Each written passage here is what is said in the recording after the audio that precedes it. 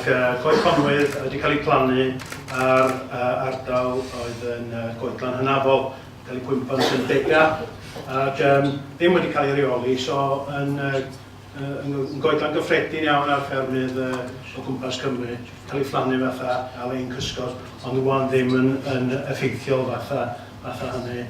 Y coed yn dechrau dod drosodd, pla wedi dod i mewn i'r coed hefyd.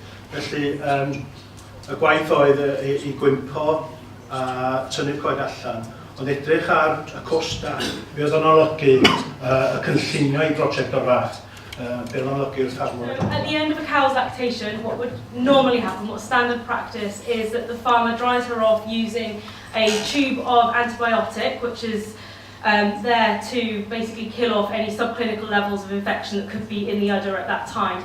And then a teat sealant is used, which acts as a physical barrier in the teat canal to prevent any bacteria entering the udder during that dry period.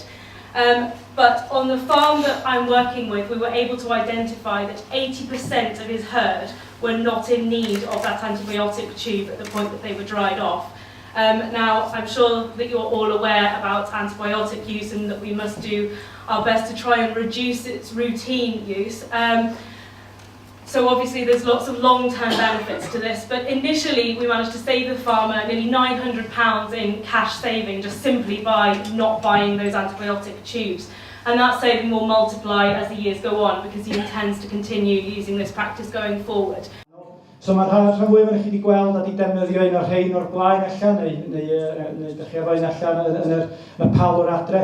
Ac mae'r prosiect yma gobeithio mynd i ddangos bod mae'n amser allan ac yn hen bryd i ni roed y ffon yma ar neilltu. Ac defnyddio math gwahanol o ffon a math o ffon allan sy'n rhoi mwy o ddata a data defnyddiol i ni i gael cadw golwg am glaswell sef, fel dyn ni gyd yn gwybod, y defnydd a'r deunydd ar ffynhonell, yr hata ac pwysica sydd gennym ni ar ymffermydd o gwmpas Cymru.